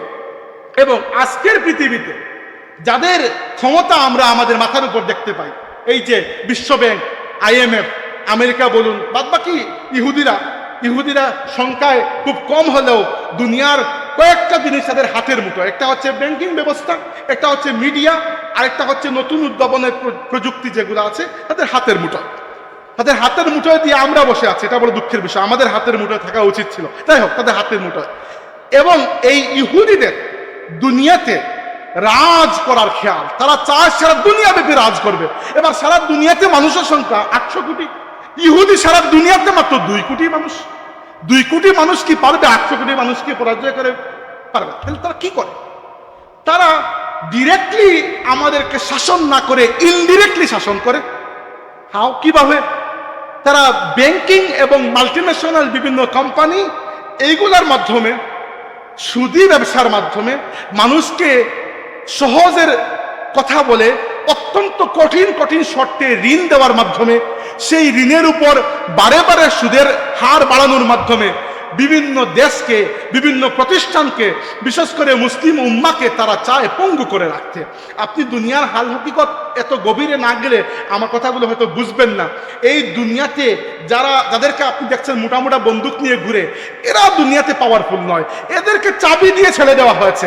আসল পাওয়ারফুল যারা, তারা বসে আছে ওই গ্লাসের পেছনে, ওইখান থেকে চাবি ঘুরায়, এবং তাদের চাবি কি? অর্থনীতিতে তাদের চাবি হচ্ছে সুদ। আর মুহাম্মদুর রাসূলুল্লাহ সাল্লাল্লাহু আলাইহি ওয়াসাল্লাম এসে সুদকে তো হারাম করেছেন। এমনকি প্র্যাকটিক্যালি যদি দেখেন আপনি, বিদায় হজের খুতবার সময় আল্লাহর রাসূল বলেছেন যে আজ থেকে তামাম সুদী লেনদেন খতম হয়ে গেল। সবচেয়ে প্রথমে যার প্রাপ্ত সুদ আমি খতম করলাম তিনি হচ্ছেন আমার চাচা আব্বাস। আল্লাহর রাসূলের আপন চাচা আব্বাস রাদিয়াল্লাহু আনহু, তিনি একসময় ধনী ছিলেন, মানুষকে অনেক টাকা ঋণ দিয়েছিলেন। তো জাহিলি নিয়ম অনুসারে তো তার সুদ পাওয়ার কথা, তাই না? এই জন্য তো তিনি ঋণ দিয়েছিলেন। কিন্তু আল্লাহর রাসূল সুদ যখন হারাম করেছেন, প্রথমে বাইরের মানুষের লস করে সুদ হারাম করেন নাই, নিজের চাচার লস করে সুদ হারাম করে আল্লাহর নবী দেখিয়ে গেছেন যে সুদের চাইতে বড় অর্থনৈতিক এক্সপ্লয়টেশন, অত্যাচারের আর কোনো অস্ত্র নাই। দুনিয়াতে মুসলমানদের উচিত ছিল ইসলামী অর্থনীতির বিকাশ ঘটানো। দুনিয়া পাখির মতো তাকিয়ে আছে। এই পৃথিবীতে দুই ধরনের অর্থনীতি চলে, একটা হচ্ছে ক্যাপিটালিজম, পুঁজিবাদ, আরেকটা হচ্ছে কমিউনিজম, সমাজবাদ। দুইটাই মানুষ ট্রাই করে দেখে ফেলেছে, ফেইল। এগুলা ফেইল। এই যে আপনারা খবরে পড়েন আফ্রিকায় মানুষ, বাচ্চারা না খেয়ে মারা যায় ইত্যাদি ইত্যাদি, আপনার কি মনে হয় আল্লাহ কি রিজিক কম রেখেছেন? না। আমি নিজে বিখ্যাত ব্রিটিশ পত্রিকা দ্য গার্ডিয়ানের একটা আর্টিকেল পড়েছিলাম, আমার এখনো মনে আছে। তারা একটা কথা বলেছিল যে এই যে দারিদ্র দুনিয়াতে, যে এই মানুষ না খেয়ে মারা যায়, এই যে দারিদ্র, এটা not by destiny but by design. এইটা ভাগ্যের কারণে নয়, এইটা ইচ্ছা করে মানুষকে এরকম গরিব করে রাখা হয়েছে। আপনি কি জানেন এই পৃথিবীর 60 থেকে 65% সম্পদের মালিক এই পৃথিবীর হাতে গোনা 25 থেকে 30 জন মানুষ, আর বাকিটুকু নিয়ে আপনি আমি ঝগড়া করছি। এইটা সবটুকু কি জন্য হয়েছে? এই সুদের কারণে। আপনি বুঝবেন না সুদ কিরকম মানুষকে জানোয়ারের অবস্থায় নিয়ে যায়। আর আল্লাহর হাবিব এসে দুনিয়াকে সুদ থেকে মুক্ত করেছেন। এবার বলুন, রাজনৈতিক ক্ষেত্রে বলুন মানুষের অধিকার, অর্থনৈতিক ক্ষেত্রে বলুন সুদহীন অর্থনীতি, যাকাত ভিত্তিক অর্থনীতি, ইসলামী অর্থনীতি। দেখুন আল্লাহ তাবারক ওয়া তাআলা স্তরে স্তরে সাজিয়ে দিয়েছেন। ইসলামী অর্থনীতির সবচেয়ে উচ্চ লেভেল হচ্ছে কি, যে আপনার যা প্রয়োজন আপনি খাবেন, বাদ বাকিটুকু আপনার ভাইকে দান করে দেবেন। এটা হচ্ছে সবচেয়ে উপরের লেভেল। এবার আপনি পাচ্ছেন না, এত টাকা কিভাবে দান করবো, মনে কষ্ট করতে, তাই না? ঠিক আছে, 2 নম্বর লেভেল, একটু নিচে নামলে কি করবেন আপনি? আপনার ভাইকে কর্জে হাসানা দিয়ে দিন। আপনার খাওয়া হয়ে গেল, বাকিটুকু আপনার ভাইকে কর্জে হাসানা দিয়ে দিন। এখন আপনি চিন্তা করেন, আরে কর্জে হাসানা দেখুন লাভই তো নাই, একটু লাভ তো করা দরকার। ঠিক আছে, আরেক ধাপ নিচে নামতে পারেন। কি নিচে নামতে পারেন? মুদারাবা পদ্ধতি, যেটা অ্যাকচুয়ালি মুদারাবা পদ্ধতি, অর্থাৎ আপনি কাউকে দিয়ে দিলেন টাকা পয়সা, আর তিনি ব্যবসা করলেন, করে লাভ ক্ষতি দুইজনই ভাগ করে নিলেন। আমি অর্থনীতির সংজ্ঞা যাচ্ছি না, মুদারাবা কাকে বলে, কত প্রকার, বাদ দেন এগুলা, কিছু তো বুঝতে পারতেছেন। আপনি চিন্তা করতেছেন, দুঃখিত, মুদারাবার আগে আরেকটা বাকি আছে, সেটা হচ্ছে মুশারাকা। মুশারাকা মানে হচ্ছে আপনিও টাকা লাগালেন, উনিও টাকা লাগালেন, দুইজনই শ্রম দিলেন এবং দুইজনই লাভ ক্ষতি ভাগ করে দিলেন। এবার আপনি চিন্তা করলেন, দূর এত টাইম আমার আসে নাকি, ঠিক আছে আমি টাকা দিব, আরেকজন ব্যবসা করুক, সেটাও করতে পারবেন মুদারাবা। কিন্তু এর নিচে আপনি নামলেই সুদ হয়ে যাবে। তাহলে ইসলামী অর্থনীতির এই 4টা স্তর আছে। প্রথম স্তর কি? ইয়াসআলুনাকা মাযা ইউনফিকুন কুলিল আফওয়া। আল্লাহ নবী শিখিয়েছেন আমাদেরকে এই অর্থনীতি। দুনিয়াকে শেখানো উচিত আমাদের। কিয়ামতের দিন বাকি মানুষ আপনার উপর থুতু দেবে যে এরা কোরআন বগলে নিয়ে বসেছিল। কোরআন দুনিয়াতে যে সিস্টেম, মুহাম্মদুর রাসূলুল্লাহ যে নিজামে জিন্দেগি নিয়ে এসেছেন, এরা মুসলমানরা নিজেও শিখেনি, দুনিয়াকেও শিখায়নি। অথচ ইসলামী অর্থনীতির বেস কি বললাম আমি? প্রথমে হচ্ছে আপনার খাওয়ার পরে অতিরিক্ত যা থাকবে দান করে দিন। দান করতে পারতেছেন না, এতটুকু তাকওয়া আপনার নাই, ঠিক আছে, এক লেভেল নিচে নামুন। কি করুন? কর্জে হাসানা দিন। তাও আপনি দিতে পারতেছেন না, চিন্তা করছেন একটু লাভ কামাই, ঠিক আছে, দুইজনে মিলে ব্যবসা করুন, মুশারাকা। তাও করতে পারতেছেন না, আপনি শ্রম দিবেন না, ঠিক আছে, এর নিচে আরেকটা আছে মুদারাবা। একজন টাকা দিলেন, আরেকজন শ্রম দিলেন, লাভ ক্ষতি কিন্তু ভাগ করে নিতে হবে। এরকম নয় যে খালি লাভ নিব আর লোকসান নিব না, না, এর নিচে যে কোনো পদ্ধতি যে দেন ওটা শুধু হয়ে যাবে। তো এই যে অর্থনীতি, আপনারও আজকে শুনে হয়তো চমক লাগছে যে এটা তো বড় ভালো কথা, কারণ দুই পার্টিরই একটা সিকিউরিটি থাকে। এই অর্থনীতি দুনিয়াকে মুহাম্মদুর রাসূলুল্লাহ দিয়ে গেছেন। কে বলবে এই কথা? আমাদের বলা উচিত। অথচ আমরা লাফ দেই ওইদিকে আমেরিকা, লাফ দেই ওইদিকে ইন্ডিয়া, লাফ দেই রাশিয়া, লাফ দেই চায়না। ওদের কাছ থেকে আমরা আজকে শিখছি, অথচ আমাদের বগলের চিপায় আমরা যে কিতাবখানা বন্দি করে রেখেছি, খুলে পড়ে দেখুন আল্লাহর হাবিব আমাদের জন্য যে হিদায়ত নিয়ে এসেছেন, খুদার কসম, বলুন রাজনৈতিক ক্ষেত্রে, বলুন অর্থনৈতিক ক্ষেত্রে, বলুন সামাজিক ক্ষেত্রে, বলুন দিনী পরিসরে, এমনকি আমার পায়ের ওই যে পায়জামাটা টাকনুর উপরে থাকবে তার যে ফায়দা, সেখান থেকে শুরু করে আমি যে দাড়ি গোঁফ কিভাবে কাটবো, আমি যে গোসল কিভাবে করব, আমি যে চুল কত বড় রাখবো, আমি যে খিলাল কিভাবে করব, আমি যে বাথরুমে যাওয়ার পরে পরিষ্কার কিভাবে হব, আমার নবী আমাকে একেবারে কুলুপ নেওয়ার ব্যবস্থাটাও পর্যন্ত শিখিয়ে দিয়ে গেছে। এক ইহুদি সালমান ফার্সি রাদিয়াল্লাহু আনহুকে টিটকারি করে বলেছে, তোমাদের নবী নাকি তোমাদেরকে ছোট থেকে ছোট বিষয় শিখিয়ে দেন। তাদের মনে মনে এত নিচে এত ডিটেল শিখিয়ে দেওয়ার তো কিন্তু প্রয়োজন নাই। সালমান ফার্সির লজ্জা পাওয়া তো দূরের কথা, গর্ব করে বললেন, হ্যাঁ, আমাদের নবী আমাদেরকে প্রস্রাব করার পরে ইস্তিনজা করার পদ্ধতিও শিখিয়ে দেন। এটা তো আমাদের গর্বের বিষয়, সব কিছু শিখিয়ে দিয়ে গেছেন। হাজিরেন, লম্বা করবো না আর, 10টা বেজে গেলে আমাদের মাহফিল শেষ হয়ে যাবে, 10টা বেজে 5 মিনিট আছে। শেষ করার আগে একটা হাদিস পড়ে শেষ করি। আমি বললাম যে আল্লাহর হাবিব আমাদের জন্য দোয়া করেছেন। আমি বললাম আমাদের হাবিব সাল্লাল্লাহু আলাইহি ওয়াসাল্লাম আমাদের জন্য দুনিয়াতে নতুন দ্বীনি ব্যবস্থা, বহু খুদার পরিবর্তে এক খুদা, নতুন সামাজিক ব্যবস্থা, পুরুষ নারীর ন্যায্য অধিকার, নতুন অর্থনৈতিক ব্যবস্থা, সুদবিহীন অর্থনীতি, নতুন রাজনৈতিক ব্যবস্থা, যে প্রত্যেকটা মানুষের মানবাধিকার, স্বাধীনতা। আল্লাহর রাসূল আমাদেরকে মানব জীবনের প্রত্যেকটা পরিসরে যে চমৎকার হিদায়ত দিয়ে গেছেন, সেই হিদায়তের নাম হচ্ছে দ্বীন ইসলাম। আজকে আমরা মনে করি দ্বীন ইসলাম বলতে শুধুমাত্র কালিমা, নামাজ, রোজা, হজ, যাকাতের মধ্যে সীমাবদ্ধ না। দ্বীন ইসলাম শুরু হয় কালিমা, নামাজ, রোজা, হজ, যাকাত থেকে। দ্বীন ইসলাম শেষ এখানে হবে না। আপনার জীবনের প্রত্যেকটা ক্ষেত্র এবং পরিসরে মা আতাকুমুর রাসূলু ফাখুযুহু ওয়া মা নাহাকুম আনহু ফান্তাহু, মুহাম্মদুর রাসূলুল্লাহ যা নিয়ে এসেছেন তা কবুল করা, যা না করেছেন তা বর্জন করার নাম হচ্ছে দ্বীন ইসলামের অনুসারী হওয়া। যদি এরকম হতে পারি আমরা, কিয়ামতের দিন, শেষ হাদিস বলে শেষ করব, সহিহ বুখারী, সহিহ মুসলিমের মুত্তাফাকুন আলাইহি হাদিস। আল্লাহর হাবিব সাল্লাল্লাহু আলাইহি ওয়াসাল্লাম কিয়ামতের দিন আমাদের জন্য কি করবেন, আল্লাহর হাবিব কিয়ামতের দিন কি করবেন, মানব জাতি 50,000 বছরের সমপরিমাণ কিয়ামতের দিন। হাদিসে এসেছে কিয়ামতের দিনের লেংথ হচ্ছে 50,000 বছর। এবং চিন্তা করে দেখেন, আদম থেকে শুরু করে কিয়ামত পর্যন্ত যত মানব জাতি, যত জিন জাতি এসেছে, সবাই এক ময়দানে উপস্থিত। এত বিশাল, এবং হাদিসে এত এত ভয়ঙ্কর কিয়ামতের দৃশ্যের কথা এসেছে। কিয়ামত যেহেতু আলোচনার ইস্যু নয়, আমি চাচ্ছি না, একটা কথা বলি। আল্লাহ রাসূল বলেছেন, সূর্য মানুষের মাথার উপর থেকে মাত্র 1 মাইল দূরত্বের মধ্যে চলে আসবে। সূর্য আমাদের থেকে বর্তমানে প্রায় 15 কোটি মাইল দূরে, হ্যাঁ এরকম 15 কোটি মাইল দূরে, অথচ 1 মাইল দূরত্বে চলে আসবে। সেই দিন আমরা কি করব?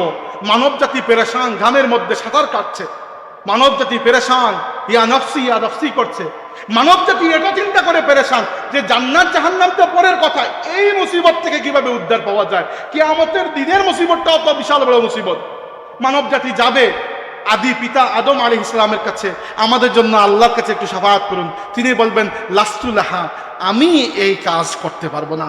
আল্লাহ তাবারাকা ওয়া তাআলা আজকে যে জালাল নিয়ে বসেছেন, নাউজুবিল্লাহ, বসেছেন বলে আল্লাহর জন্য উচিত হবে না।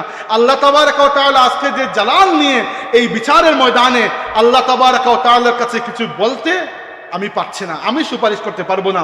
ওয়ালাকিন্নাকুম নূহ, তোমরা যেতে পারো আল্লাহর রাসূল নূহ আলাইহিস সালামের কাছে। মানব জাতি যাবে, তিনিও বলবেন লাস্তুল্লাহ, আমি পারবো না। তিনি বলবেন, ঠিক আছে আমি পারবো না, কিন্তু তোমরা যেতে পারো ইব্রাহিম আলাইহিস সালামের কাছে। মানব জাতি যাবে এবং ইব্রাহিম আলাইহিস সালামকে বলবে, আনতা খালিলুল্লাহ, আপনি আল্লাহর বন্ধু, পরম বন্ধু, একটু সুপারিশ করুন। জান্নাতের প্রয়োজন তো পরের হিসাব, এই বিচারটা শুরু হয়ে যাক, এই মুসিবত থেকে উদ্ধার পাই, দোয়া করুন। তিনি বলবেন লাস্তুল্লাহ, হ্যাঁ আমি পারতেছি না, ওয়ালাকিন্নাকুম মূসা, যাও মূসা আলাইহিস সালামের কাছে। বানিয়ে কবিতা বলছি না, সহিহ বুখারী এবং সহিহ মুসলিমের মুত্তাফাকুন আলাইহি হাদিস। মানুষ যাবে, মুসা আলাইহিস সালাম বলবেন পারতেছি না, ওয়ালাকিন্নাকুম ঈসা, তোমরা যাও নবী ঈসা আলাইহিস সালামের কাছে, তিনিও বলবেন পারতেছি না, ওয়ালাকিন্নাকুম বিমুহাম্মাদিন সাল্লাল্লাহু আলাইহি ওয়াসাল্লাম, তোমরা যাও মুহাম্মদুর রাসূলুল্লাহ সাল্লাল্লাহু আলাইহি ওয়াসাল্লামের কাছে। তাম মানব জাতি, তাম জিন জাতি যারা দুনিয়াতে মুহাম্মদুর রাসূলুল্লাহকে নবী বিশ্বাস করেছে, যারা বিশ্বাস করেনি অহংকার প্রকাশ করেছে, যারা আল্লাহর হাবিবের উলাদাতে খুশি প্রকাশ করেছে, আর যারা খুশি প্রকাশ করে নাই বেজার হয়েছে, যারা আল্লাহর হাবিবের সুন্নতের ইত্তেবা করেছে, আর যারা করে নাই অহংকার বশত পিঠ ফিরিয়ে নিয়েছে, যারা আল্লাহর হাবিবের মিশনকে এগিয়ে নিয়ে গেছে, আল্লাহর নবী যে দ্বীন নিয়ে এসেছিলেন সেই দ্বীনকে দুনিয়াতে প্রতিষ্ঠা করার জন্য চেষ্টা করেছে তারা, এবং যারা গাফিল ছিল তারা ভিখারির বেশে পুরো মানব জাতি এবং জিন জাতি মুহাম্মদুর রাসূলুল্লাহর কদমে গিয়ে উপস্থিত হবে। ইয়া রাসূলুল্লাহ ইসফা লানা ইলা রাব্বিক, আমাদের জন্য আপনার রবের কাছে একটু সুপারিশ করুন। আল্লাহর রাসূল কি বলবেন? আনা লাহা, আমি এই কাজের জন্য নিযুক্ত, তোমরা ঠিক জায়গায় এসেছো।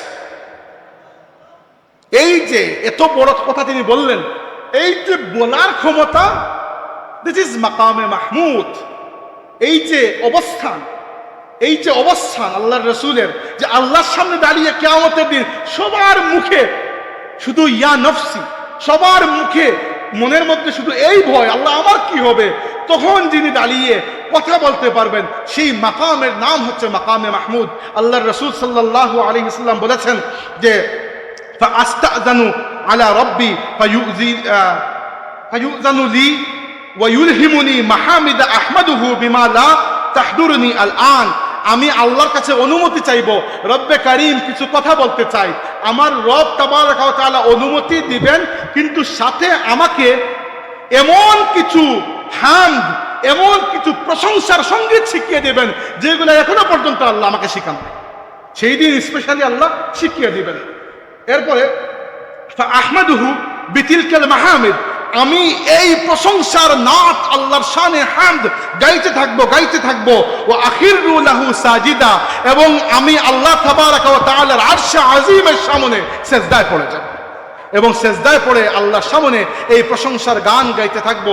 আল্লাহ তাবারাকা ওয়া তাআলার রাগ, আল্লাহ তাবারাকা ওয়া তাআলার রাগ, আল্লাহ তাবারাকা ওয়া তাআলার রাগ কমে যাবে, আল্লাহ তাবারাকা ওয়া তাআলার রহমতের মধ্যে জুস আসবে। আল্লাহ তাবারাকা ওয়া তাআলা ডেকে বলবেন, ইয়া মুহাম্মদ ইরফা রাসাক, হে মুহাম্মদ সাল্লাল্লাহু আলাইহি সাল্লাম আপনার মাথা মুবারক উত্তোলন করুন। কুল ইউসমা, আপনি বলুন, আপনি যা বলবেন আজকে আমি আল্লাহ তা শুনে নেব। ওয়াসাল তুতা, আপনি আমার কাছে সওয়াল করুন, যা চাইবেন আমি আল্লাহ দিয়ে দেব। ওয়াশফা তুশাফা, এবং আপনি সুপারিশ করুন, আজকে যে ব্যক্তিকে আপনি সুপারিশ করবেন আমি আল্লাহ তাকে এই মুসিবত থেকে উদ্ধার করে জান্নাতে প্রবেশ করিয়ে দেব।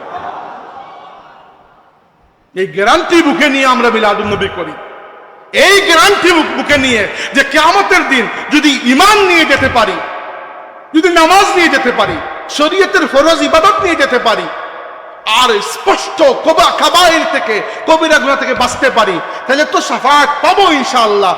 আর এরপরেও যদি ওইগুলোর মধ্যেও কোনো একটা পা পিছলে যায়, আমার নবী তো বলে দিয়েছেন, ইন্না শাফাআতি লি আহলিল কাবাইরি মিন উম্মতি, আমার উম্মতের মধ্যে যারা বড় বড় কবিরা গুনাহে লিপ্ত তাদের জন্য আমি মুহাম্মদুর রাসূলুল্লাহ কিয়ামতের দিন আল্লাহর কাছে সুপারিশ করব। হাজিরিন, এইটুকু কথা আমরা এই মনোযোগ দিয়ে এই কথাগুলো শোনা, মনের মধ্যে একটা আনন্দ, আমাদের এই মাস, এই রবিউল আউয়াল মনের মধ্যে একটা আনন্দ দিয়ে যায়। কি আনন্দ যে আল্লাহ না চাইতেই তুমি মাহবুদ এত বড় নিয়ামত দিয়ে দিয়েছো, তোমার হাবিবে মুকাররমের উম্মত বানিয়ে দিয়েছো। আমরা হাজার লক্ষ কোটি সেজদা দিয়ে তোমার কাছে শুকরিয়া আদায় করি, আমরা বলি আলহামদুলিল্লাহ।